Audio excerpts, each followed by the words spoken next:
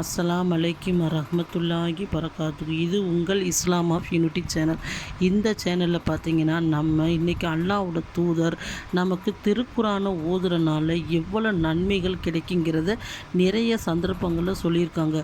அதை எல்லாத்தையும் ஒன்றாக திரட்டி நமக்கு 20 சிறப்புகள் என்னங்கிறத இன்ஷா அல்லாஹ் இந்த வீடியோவில் நம்ம தெரிஞ்சுக்கலாம். அல்லாஹ்வோட தூதர் சஹாபாக்கிட்ட என்ன சொன்னாங்கன்னு கேட்டிங்கன்னா, குரானை ஒரு மனிதர் ஓதுறார். அந்த ஓதுறனால அவருக்கு ஒரு எழுத்துக்கு பார்த்திங்கன்னா ஒரு நன்மை கிடைக்குது அப்படின்னு சொன்னோன்னே உடனே அவங்க ரசூல் ஸல்லல்லாஹு அலைஹி வஸல்லம் சொல்கிறாங்க, ஒரு எழுத்துங்கிறது அலிஃப் லாம் மீம் சேர்ந்து நம்ம ஓதுவோம். அப்படி கிடையாது. அலிஃப் என்பது ஒரு எழுத்து, லாம் என்பது ஒரு எழுத்து, மீம் என்பது அலிஃப் லாம் மீம் 3 எழுத்துக்கு பார்த்திங்கன்னா 30 நன்மைகள் கிடைக்குது என்று அல்லாஹ்வோட தூதர் சொன்னாங்க. இப்போ நம்ம அல்ஹம்து சூரா ஓதுனோம்னா நமக்கு எவ்வளோ நன்மைகள் கிடைக்குது பாருங்கள். அவ்வளோ ஒரு சிறப்பாக இருக்குது நம்ம குரானை ஓதுறனால. இது பார்த்திங்கன்னா திருமதியில் இடம்பெற்றிருக்கு. அடுத்து பார்த்திங்கன்னா அன்னை ஆயிஷா ரலியல்லாஹு அறிவிக்கிறார்கள், குரானை நம்ம என்ன செய்யறோம், சில பேர் என்ன செய்கிறாங்க, நல்லா குரான் ஓத தெரிஞ்சவங்க குரானை ஓதிடுறாங்க கடக்கடன்னு. சில பேர் தஜ்வீதோடு ஓதுறாங்க, சில பேர் ராகம் ஓதுறாங்க, சில பேருக்கு பார்த்திங்கன்னா குரானை ஓத தெரியாது, திக்கி திக்கி ஓதுவாங்க. அதனாலே அவங்க என்ன செய்வாங்க, நம்ம இந்த குரானை திக்கி திக்கி ஓதுறதுக்கு நம்ம ஓதாமலே இருக்கலாம்னு அவங்க மனசில் தோணும். அப்படி தோணக்கூடாது. இதை கேளுங்க, இந்த ஹதீஸை கேட்டாங்க, அவங்க குரான் ஓத மிகவும் ஆர்வப்படுவாங்க. அன்னை ஆயிஷா ரலியல்லாஹு சொன்னாங்க, குரானை திக்கி திக்கி ஓதுறவங்களுக்கு 2 மடங்கு நன்மை.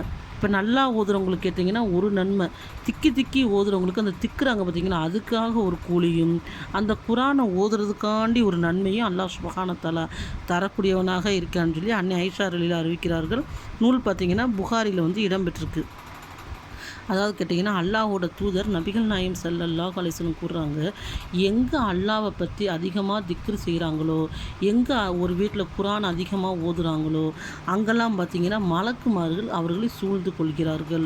அங்கே பார்த்திங்கன்னா ஷக்கீன்கிற ஒரு அமைதி கிடைக்குது. ஷைத்தான் என்ன செய்கிறான், அந்த வீட்டை விட்டு ஓடிடுறான். இப்போ உதாரணத்துக்கு சூரா பக்ரா நம்ம ஓதுனோம்னா அந்த வீட்டுக்குள்ளே ஷைத்தான் நுழைய மாட்டான். சூனியம் செய்யக்கூடிய ஆணும் பெண்ணும் அந்த வீட்டுக்குள்ளே நுழையவே மாட்டாங்க. 40 நாள் ஆனாலும் அல்லாஹ்வோட தூதர் சொன்னாங்க. இது பார்த்திங்கன்னா அபுதாபில் இடம்பெற்றிருக்கு. அடுத்து குரானு. இப்போ குரானும் நோன்பு பரிந்துரை செய்யும் அல்லாஹ்வோட தூதர் சொல்லியிருக்காங்க. அதில் குரானு கேட்டிங்கன்னா அல்லாஹ்விடத்தில் சொல்லுமா, யா அல்லாஹ், இந்த மனிதர் பார்த்திங்கன்னா என்னை இரவும் பகலுமா ஓதுனார், என்னை பேணி பாதுகாத்தார், அதனால் நீ என்ன செய்ய, இவரை சொர்க்கத்துக்கு அழைச்சிட்டு சொல்லிட்டு அந்த குரான் என்ன செய்யுமா, பரிந்துரை செய்யுமா. அடுத்து கேட்டிங்கன்னா நபிகள் நாயகம் ஸல்லல்லாஹு அலைஹி வஸல்லம் கூறுறாங்க, குரானை அல்லாஹ் பாதுகாத்த மக்களை தவிர நிறைய முஸ்லீம் மக்கள் குரான் ஓத தெரியாமலே காலங்கள் ஓடி போயிடுது. அல்லாஹ் பாதுகாக்கட்டும். அல்லாஹ் சுப்ஹானஹு வ தஆலா ஒரு மனிதனை பிடித்து விட்டால் அவனுக்கு என்ன செய்கிறது, வசதி வாய்ப்பு கொடுக்கறது, நகை நட்டு இதெல்லாம் கொடுக்கறத காட்டிலும் அவன் கொடுக்குற மிகப்பெரிய பாக்கியம் என்னென்னு கேட்டிங்கன்னா தன்னிடம் கல்வி கற்பது, கல்வி ஞானத்தை கொடுப்பானாம். அதுதான் அவன் கொடுக்குற மிகப்பெரிய பரிசான். அப்போ அந்த கல்வியை கற்றுக்குறாங்க. அந்த அல்லாஹ் சுப்ஹானஹு யாரை பிரியப்படுகிறானோ அவர்களுக்கு கல்வியே கொடுக்கிறான் என்று அல்லாஹ்வோட தூதர் சொன்னாங்க. அடுத்து அல்லாஹ்வோட தூதர் என்ன சொன்னாங்கன்னு கேட்டிங்கன்னா, இஸ்லாத்தில் பொறாமை படக்கூடாது. பொறாமைன்னு கேட்டிங்கன்னா நம்ம செய்கிற நன்மையெல்லாம் அந்த பொறாமை எரித்து ஒன்றுமுலாமாக்கிட்டுறான். அதுக்காண்டி நம்ம ஒருத்தவங்களை பார்த்து அவங்க நல்ல வசதியாக இருக்காங்க, அவங்க அழகாக இருக்காங்க, வீடு வாசல் வச்சுருக்காங்க, அப்படி பொறாமை படக்கூடாது. இஸ்லாத்தில் அனுமதி இல்லை. ஆனால் இருவரை பார்த்து நம்ம பொறாமைப்படலாம். ஒருத்தர் கேட்டிங்கன்னா அவருக்கு அல்லாஹ் சுப்ஹானஹு வ தஆலா அதிகமான வசதியை கொடுத்துருக்காரு. அது மூலம் அவர் தானம் தர்மங்கள், சதக்காக்கள், உம்ரா செய்கிறாரு, ஹஜ்ஜு செய்கிறாரு, அல்லாஹ்வோட பாதையில் நிறைய விஷயங்களை அள்ளி அள்ளி கொடுக்குறாரு.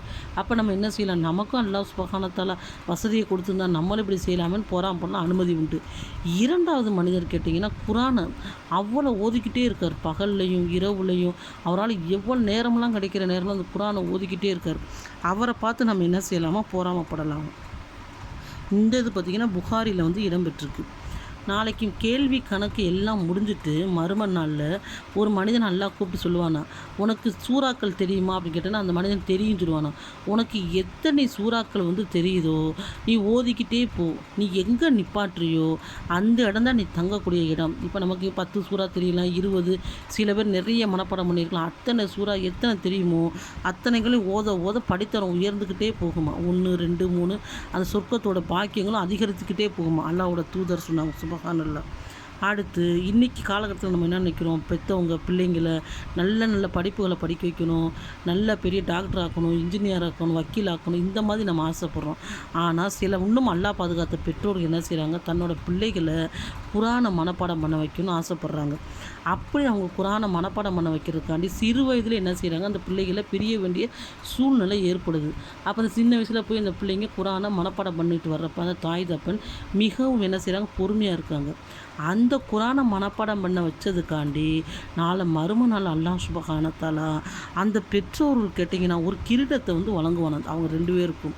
அந்த கிரீடம் கேட்டிங்கன்னா அப்படி வீட்டுக்குள்ளே சூரியன் வந்து எவ்வளோ பிரகாசமாக இருக்குமா, அந்த அளவுக்கு பிரகாசமாக இருக்குமா. சுப்ஹானல்லாஹ். இது பார்த்திங்கன்னா அகமதில் இடம்பெற்றிருக்குன்னு அல்லாஹ்வோட தூதர் சொன்னாங்க. அந்த பெற்றோருக்கே அந்த சிறப்பு என்றால் அந்த பிள்ளைக்கு அல்லாஹ் சுப்ஹானஹு வ தஆலா எவ்வளோ ஒரு சிறப்பாக வச்சுருப்பேன்னு நீங்கள் பாருங்கள் அப்படின்னு சொல்லி சொன்னாங்கன்னா. அடுத்து அந்த குரானை மனப்பாடம் பண்ண பிள்ளை, அந்த பிள்ளை வந்து குரானை மனப்பாடம் பண்ணி தன்னோட வாழ்க்கையில் அல்லாஹ்க்கு பயந்து ஹராமு ஹலா இதெல்லாம் பேணி வாழ்ந்துச்சுன்னா நாளைக்கு மறும நாளில் அந்த குரானை மனப்பாடம் பண்ணி மனிதர் சொர்க்கத்துக்கு செல்லலாம்.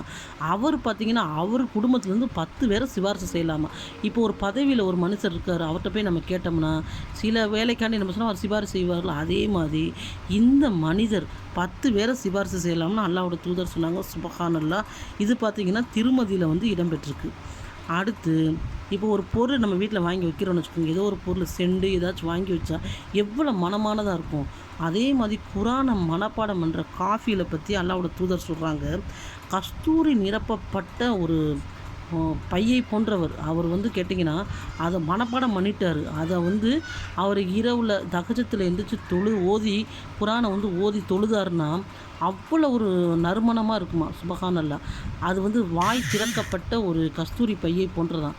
இல்லை அந்த காஃபியில் வந்து இந்த குரானையும் மனப்பாடம் பண்ணி இரவுலலாம் அந்த தகஜத் தொழுகையில் தொழுகாமல் படுத்துட்டா அந்த பையை வந்து மூடினா வாடை வருமா, அது மாதிரி வாடையே வராதாம்.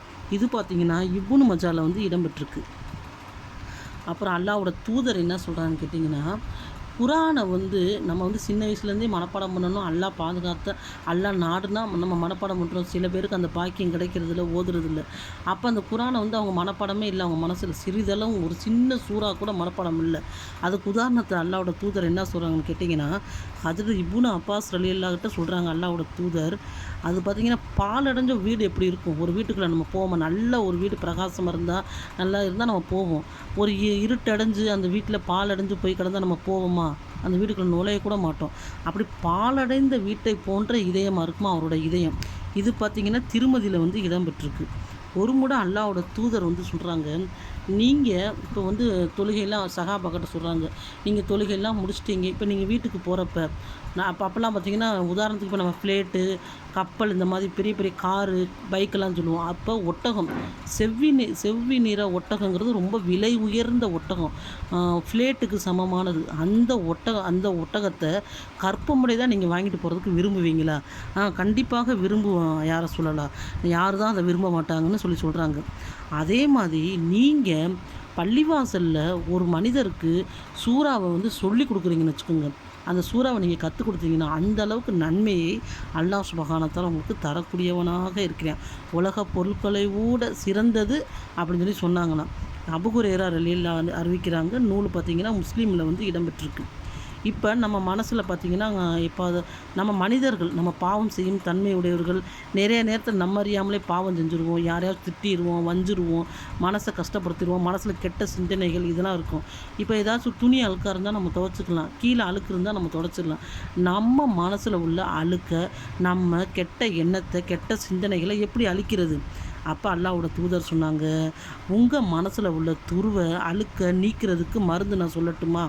உடனே சஹாபாக்கள் சொன்னாங்க, யாரை சொல்லலாம்? கண்டிப்பாக சொல்லிக் கொடுங்கள், யாரை சொல்லலான்னு கேட்ட உடனே குரானை அதிகமாக ஓதுங்க. நீங்கள் எவ்வளோக்கு எவ்வளோ குரானை ஓதுறீங்களோ அவ்வளோக்கு அவ்வளோ உங்கள் மனத்து பிரகாசமாகும், மன நிம்மதி கிடைக்கும், அங்கே மனத்தில் கெட்ட சிந்தனை உதிக்காது அப்படின்னு சொல்லி சொன்னாங்க. புகாரியில் வந்து இடம்பெற்றிருக்கு. இப்படி நம்ம குரானை பற்றி சொல்கிறா இருந்தால் நிறைய விஷயங்களை சொல்லிக்கிட்டே போகலாம். அவ்வளோ விஷயங்களை வந்து அல்லாஹ்வோட தூதர் சொல்லியிருக்காங்க. இன்றைக்கி நம்ம நிலமை குரான் ஓத தெரிஞ்சாலும் அதை ஓதுறதுக்கோ அதை எடுக்கிறதுக்கோ சைத்தான் நம்மளை விடுறதே இல்லை. அடுத்து பார்த்திங்கன்னா நபி ஸல்லல்லாஹு அலைஹி வஸல்லம் கூறினார்கள், என்னோட உம்மத்துக்கு சிறப்பு, ஒவ்வொரு உம்மத்துக்கும் அல்லாஹ் சுப்ஹானஹு ஒரு சிறப்பை கொடுத்துருக்கேன். என்னோட உம்மத்துக்கு சிறப்பும் கண்ணியம் எதில் இருக்குதுன்னு கேட்டிங்கன்னா குரானில் தான் இருக்குதுன்னு சொன்னாங்க. இது அன்னை ஐஷா ரலியல்லாஹு அன்ஹா அறிவிக்கிறார். நூல் பார்த்திங்கன்னா முஸ்லீமில் வந்து இடம்பெற்றிருக்கு. இப்போ நம்ம என்ன நினைப்போம், நமக்கு ஒருத்தவங்ககிட்ட ஒருத்தவங்கள அவங்க ஃப்ரெண்டாக்கணும், அவங்களோட நம்ம நெருங்கி பழகணும். என்ன செய்வோம், அவங்களுக்கு பிடிச்சமான விஷயங்களை செய்வோம், அவங்கள்ட்ட அதிகமாக பேச நினைப்போம். அவங்க நமக்கு ரொம்ப பிடிச்சி போச்சு, அப்போ நம்ம என்ன செய்வோம், அவங்களுக்கு பிடிச்சதாக செய்வோம். இப்போ அதே மாதிரி நம்ம அல்லாவை வந்து நெருங்கணும், அல்லாவுக்கு நம்மளை பிடிக்கணும், அல்லாஹ் வந்து நம்மளை பிரியப்படணும், நம்ம அல்லாவுக்கு பிரியமானவனும் ஆகணும். அப்போ நம்ம என்ன செய்யணும், அல்லாஹ்வோட தூதர் அதுக்கு ஒரு ஐடியா சொன்னாங்க. நீங்கள் அதிகமாக குரானை ஓதுங்க. நீங்கள் அதிகமாக குரானை ஓத அல்லாஹ்விடத்தில் நீங்கள் நெருக்கமானவராகவும் பிரியமானவராகவும் ஆகிவிடுவீர்கள். அல்லாஹ்விடத்தில் உங்களை நெருக்கமானவராக காட்டுறதுக்கு குரானை தவிர வேறு எந்த சிறந்த ஒரு பொருளும் இல்லைன்னு சொல்லி சொன்னாங்க. இந்த ஹதீஸை பார்த்திங்கன்னா அபூதர் ரலியல்லாஹு அன்ஹு அறிவிக்கிறார்கள். இப்னு மஜாவில் வந்து இடம்பெற்றிருக்கு. ஒரு முறை பார்த்திங்கன்னா அனஸ் ரலியல்லாஹு அறிவிக்கிறார்கள், ரசூல் ஸல்லல்லாஹு அலைஹி வஸல்லம் வந்து பள்ளியாசலுக்கு வர்றாங்க. அங்கே நிறைய பேர்கள் பார்த்திங்கன்னா ஆடைகள் கிழிந்த நிலையில், மேலாடை இருந்தால் கீழாடை கிழிஞ்சிருக்கு, அப்படியா நிறைய பேர் அமர்ந்து குரானை வந்து ஒதுக்கிட்டு இருக்காங்க சத்தமிட்டு. அவர்களுடன் ரசூல் ஸல்லல்லாஹு அலைஹி வஸல்லம் அமர்ந்து, நீங்கள் எதற்காக இங்கே வந்தீங்க, நாங்கள் குரான் ஓதுவதற்காக வந்தோம், வேறு எதற்கு நீங்கள் வரலையே, இல்லைன்னு சொன்னால் அல்லாஹ்வோட தூதர் சொன்னாங்க, உங்களுடன் அமர்ந்து என்னையும் குரான் ஓத சொல்லி கட்டளையிட்டான் அல்லாஹ். அதாவது அவங்க வந்து அல்லாஹ்வோட குடும்பத்தினராம். பாருங்கள், வெளி தோற்றத்துக்கு பார்த்தா இல்லாதவருக்கு பாரும் கஷ்டப்படும் போல் இருக்கும், அவர்கள் அல்லாஹ்வோட குடும்பத்தார்களாம். இது பார்த்திங்கன்னா அகமதில் வந்து இடம்பெற்றிருக்கு. குரானை வந்து நம்ம பொதுவாக மெதுவாக ஓதுவோம், அதுக்கு அல்லாஹ்வோட தூதர் உதாரணம் சொன்னாங்க. யார் குரானை வந்து சத்தமிட்டு ஓதுறாங்களோ அவங்க வெளிப்படையாக சதக்கா செய்கிற மாதிரி ஆயிடுவாங்க. யார் வந்து குரானை மெதுவாக ஓதுறாங்களோ அவங்க கேட்டிங்கன்னா மெதுவாக, அதாவது அமைதியாக சதக்கா செய்து போன்றவர்னு சொன்னாங்க. திருமதியில் இடம்பெற்றிருக்கு. குரான் வந்து பார்த்திங்கன்னா சொர்க்கத்துலேயும் நம்மளை சேர்க்கும், நரகத்துலேயும் சேர்க்கும் அல்லாஹ்வோட தூதர் சொன்னாங்க. கேட்டிங்கன்னா சொர்க்கத்தில் சேர்க்குறது என்னென்னு கேட்டிங்கன்னா, நம்ம குரானை நல்லா ஓதி அதை நம்ம என்ன செய்யணும், நாளைக்கு மறுமைக்காண்டி சேர்த்து வைக்கணும். குரானை வந்து அதை ஓதாமல் நம்ம வச்சுருந்தோம்னா அது மறுமையில் நாளைக்கு என்ன செய்யும், அல்லாஹ் இடத்துல சொல்லுமா, என்னை இவன் ஓதவும் இல்லை, என்னை பாழாக்கினான், என்னை ஓதலைன்னு சொல்லி நம்ம நரகத்துக்கு கொண்டு செல்வது கூட அது வழிவகுக்கும்னு அல்லாஹ்வோட தூதர் சொன்னாங்க. இது பார்த்திங்கன்னா திருமதியில் இடம்பெற்றிருக்கு. அடுத்து கேட்டிங்கன்னா அல்லாஹ்வோட தூதர் சொன்னாங்க, இப்போ வந்து குரான் அபூதர் ரலியல்லாஹு அன்ஹுவோட ஒரு முறை நடந்து போய்கிட்டு இருந்தாங்க நபி ஸல்லல்லாஹு அலைஹி வஸல்லம். அப்போ சொன்னாங்க, அபூதரே, நீங்கள் உங்களில் சிறந்தவர் யாருன்னு கேட்டிங்கன்னா, தானும் ஒரு கல்வியை கற்றுக்கிட்டார், பிறருக்கு கற்றுத்தரார், அவரே சிறந்தவர்னு சொல்லிட்டு, இப்போ நீங்கள் ஒரு கல்வியை வந்து கற்றுக்குறீங்க, அந்த கல்வியை உங்கள் வாழ்க்கையில் வந்து செயல்படுத்துகிறீங்க, செயல்படுத்தாமல் போகிறீங்க. நீங்கள் அந்த போகிறீங்க பாருங்கள், அல்லாவுக்காக கல்வி கற்றுக்கிறதுக்காண்டி போகிறீங்கல்ல, அப்போ அல்லாஹ் சுப்ஹானஹு உங்களுக்கு 1000 ரக்காயத் நபில் தொழுத நன்மையை தர்றான். அது மட்டும் இல்லை, உங்களோட முன் பாவங்களை மன்னிக்கிறான், மலக்குமார்கள் ரெக்கையில் நீங்கள் செல்கிறீங்க.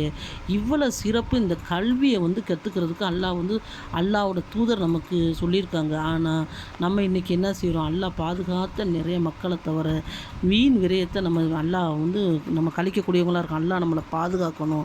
குரான் வந்து அவ்வளோ ஒரு சிறப்பாக இருக்குது. அந்த குரானை நம்ம ஓதுறதுக்கு என்ன செய்யணும், முயற்சி பண்ணக்கூடியவங்களாக இருக்கணும். இன்ஷா அல்லாஹ் இந்த வீடியோவில் குரான் ஓதுறனால நமக்கு கிடைக்கும் 20 சிறப்புகளை நான் ஹதீஸா அல்லாஹ்வோட தூதர் நமக்கு சொன்ன விஷயங்களை நான் சொல்லியிருக்கேன். இன்ஷா அல்லாஹ் இனி குரான் ஓதக்கூடிய பாக்கியத்தை உங்களுக்கும் எனக்கும் உங்கள் குடும்பத்தாருக்கும் என் குடும்பத்தாருக்கும் அல்லாஹ் சுப்ஹானஹு வ தஆலா அதிகமாக வழங்கிடுவானாக என்று துஆ செய்து கொள்கின்றேன். ஆமீன் ஆமீன் யா ரப்பல் ஆலமீன். அஸ்ஸலாமு அலைக்கும் வரஹ்மத்துல்லாஹி வபரகாத்துஹு.